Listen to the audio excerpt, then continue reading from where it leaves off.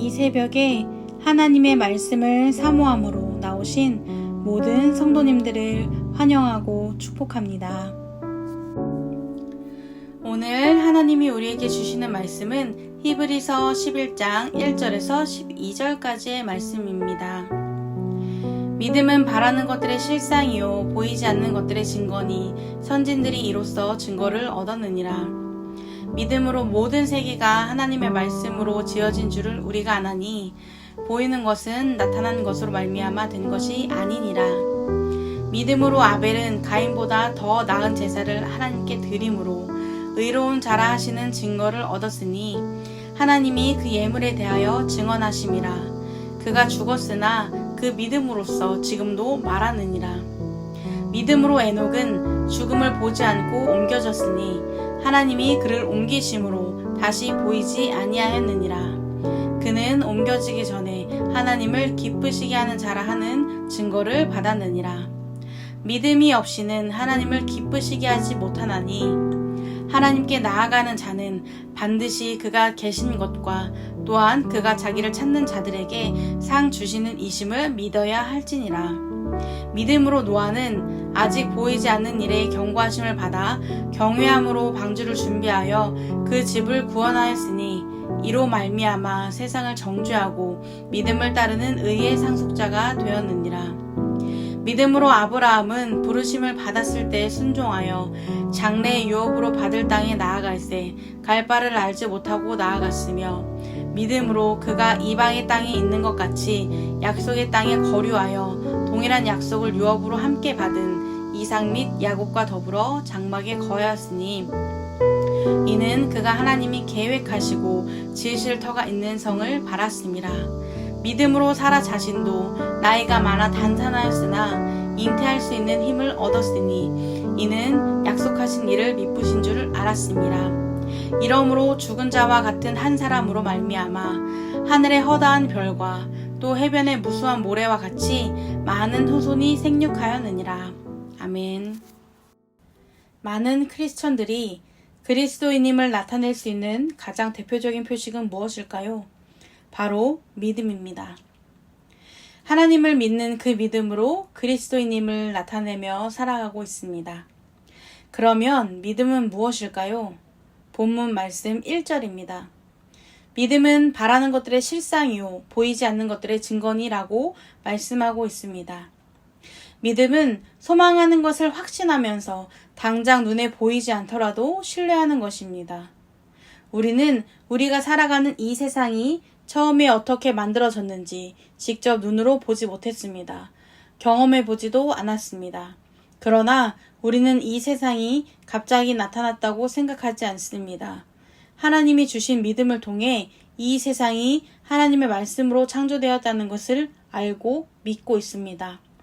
직접 보지 못했지만 삶 속에서 살아계시는 하나님을 경험함으로 하나님의 말씀에 나오는 약속의 증거들로 더 나아가 역사적 사실인 예수님의 부활을 통해 믿고 있습니다. 오늘 본문에 나오는 구약의 선조들에게 이 믿음이 있었습니다. 아무것도 알 수 없었고 한 치 앞도 보이지 않았지만 바라는 것들에 대한 확신과 보이지 않아도 그것이 사실임을 믿는 믿음이 있었습니다. 그리고 믿음을 삶으로 드러냈습니다. 아벨은 믿음으로 가인보다 더 나은 제사를 하나님께 드렸습니다. 그로 인해 의롭다는 하나님의 증거를 얻었습니다. 아벨의 믿음의 내용은 따로 언급되고 있진 않지만 가인의 제사는 받지 않으시고 아벨의 제사만 받으신 하나님을 통해 아벨의 평소의 삶이 하나님이 필요할 때만 나오는 것이 아닌 마음에 없는 형식적인 제사가 아닌 평소에도 하나님과의 관계를 중요하게 여기며 하나님 앞에서 언제나 신실했다는 것을 유추해 볼 수 있습니다. 그리고 그의 신실했던 그 믿음은 시대를 뛰어넘어 우리에게 전해졌습니다. 아벨은 삶으로 그 믿음을 살아냈기에 하나님께 의로운 자라 하시는 증거를 얻을 수 있었습니다. 믿음의 삶을 살았던 에녹은 죽음을 경험하지 않고 하늘로 올라간 사람입니다. 죽지 않고 하늘로 올라갔다는 것은 지금도 그때도 정말 놀라운 사실이 아닐 수 없습니다. 그런데 중요한 것은 이것이 아닙니다. 중요한 것은 바로 그의 삶입니다. 창세기 5장 22절에 보면 에녹은 무드셀라를 낳은 후 300년을 하나님과 동행하며 자녀들을 낳았다고 말씀하고 있습니다. 그리고 그 밑에 24절을 보면 에녹이 하나님과 동행하더니 라고 나와 있습니다. 성경은 에녹에 대해 짧게 언급하고 있지만 그 내용의 대부분은 그가 어떤 삶을 살았는지에 대한 내용입니다. 에녹은 믿음을 가지고 하나님과 동행하는 삶을 살았습니다. 그로 인해 그는 하나님을 기쁘시게 하는 자가 되었습니다. 창세기 5장 22절, 24절을 쉬운 성경으로 보면 하나님과의 동행을 하나님의 뜻을 따라 하나님과 깊은 관계를 누리며 살았다고 표현하고 있습니다. 에녹은 하늘로 올려지기 전까지 하나님과의 깊은 관계를 누리며 하나님의 뜻에 따라 살았습니다. 에녹 또한 삶으로 하나님을 향한 믿음을 살아냈습니다. 삶으로 그 믿음을 나타냈습니다. 그래서 그는 하나님을 기쁘시게 하는 자라는 증거를 받을 수 있었고 죽지 않고 하나님이 계신 그곳으로 갈 수 있었던 것입니다. 믿음이 없이는 하나님을 기쁘시게 할 수 없습니다. 하나님께 나아가기 위해선 하나님이 계시다는 것을, 하나님을 찾는 자들에게 상 주시는 분이라는 것을 믿어야 합니다. 아벨이 그런 삶을 살았고 에녹도 그런 삶을 살았습니다. 그렇기에 그들의 삶을 주님이 기쁘게 받으시고 인정하신 것입니다. 우리의 삶이 이런 삶이 되기를 소망합니다.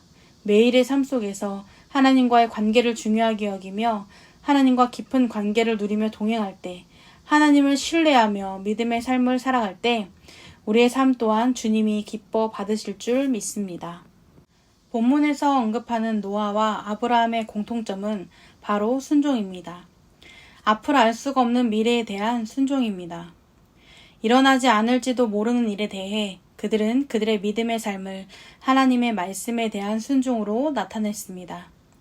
하나님께서는 노아에게 방주를 만들라 하셨고 아브라함에게는 약속한 땅으로 가라고 말씀하셨습니다. 이들은 각자 자신에게 주어진 말씀을 그대로 순종하였습니다. 당시 노아가 살던 세상은 악이 판치는 상황이었습니다. 창세기 6장 13절에 보면 모든 혈육 있는 자의 포악함이 땅에 가득하다고 나와 있습니다. 그래서 하나님은 더 이상 그 모습을 볼 수가 없어서 심판하시기로 결단하고 노아에게 방주를 만들라고 말씀하셨습니다. 그리고 그 말씀에 노아는 순종했습니다.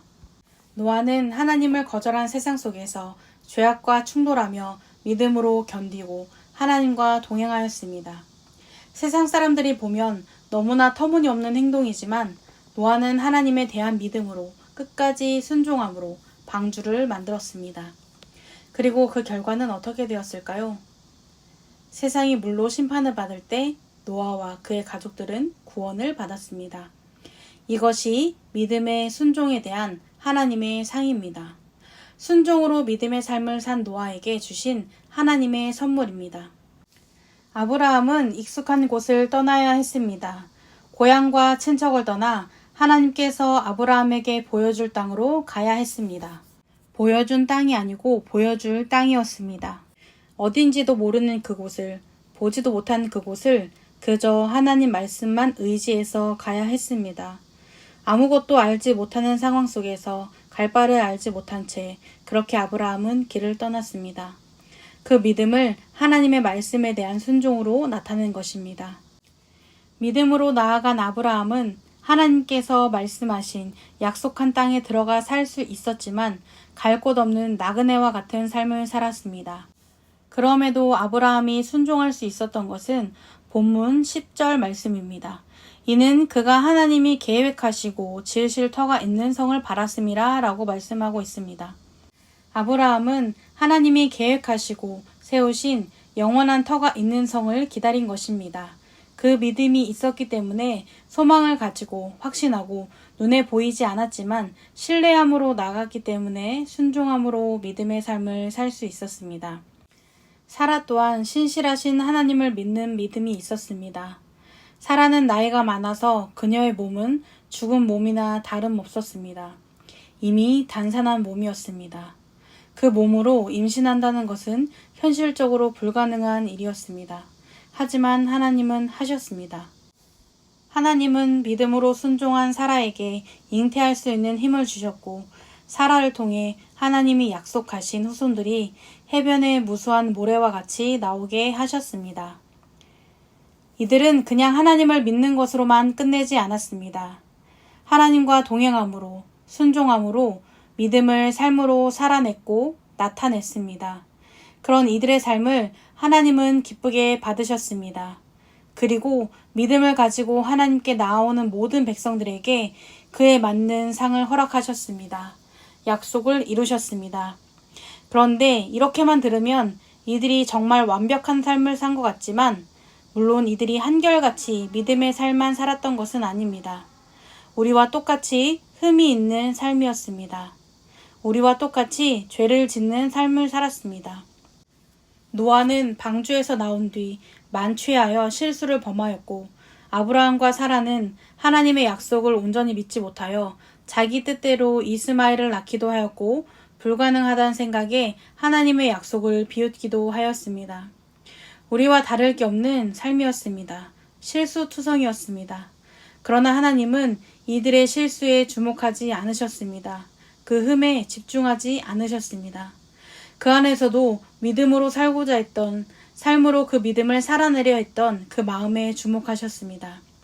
우리는 연약한 인간이기에 완벽한 믿음의 삶을 살 순 없습니다. 늘 죄와 싸워야 하고 죄 앞에 무너지기도 합니다.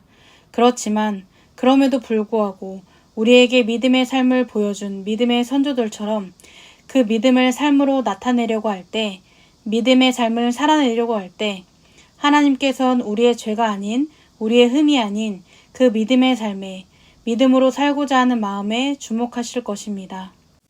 우리는 이미 믿음을 삶으로 나타내기 위한 한 걸음을 시작했습니다. 그리고 그 걸음을 걷고 있습니다. 결코 쉬운 걸음이 아니지만, 장애물도 많이 있지만 그 걸음에 주님이 함께 하십니다. 그리고 이 믿음의 걸음이, 이 믿음의 삶이 하나님께 기쁨이 되기를 소망합니다. 세상과 치열하게 싸우면서 살아가는 상황 속에서 소망의 확신을 가지고 보이지 않아도 신뢰하는 믿음을 가지고 살아갈 때, 삶으로 믿음을 살아낼 때 하나님께 기쁨이 되고 하나님이 기뻐하시는 자라는 증거를 받을 줄 믿습니다. 우리 기쁨이 되는 교회 모든 성도님들의 삶이 하나님과 깊은 관계를 누리며 순종함으로 살아가는 믿음의 삶이 되기를 축복합니다. 하나님이 주신 믿음을 삶으로 살아내는 축복의 삶이 되기를 소망합니다.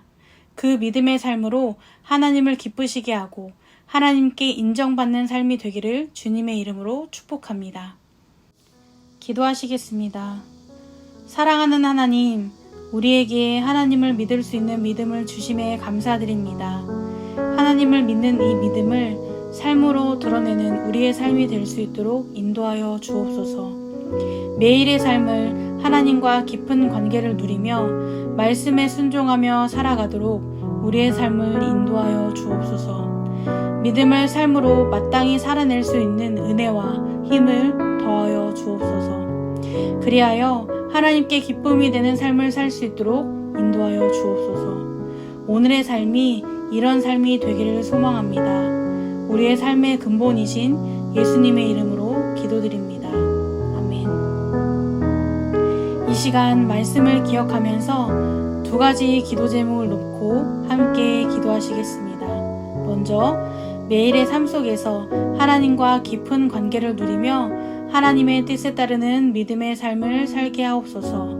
두 번째로 각자의 삶의 터전에서 믿음을 더욱 굳건히 지키기를 힘쓰며 모든 상황 속에서 주님을 향한 믿음을 드러내는 삶이 되게 하옵소서. 함께 기도하시겠습니다.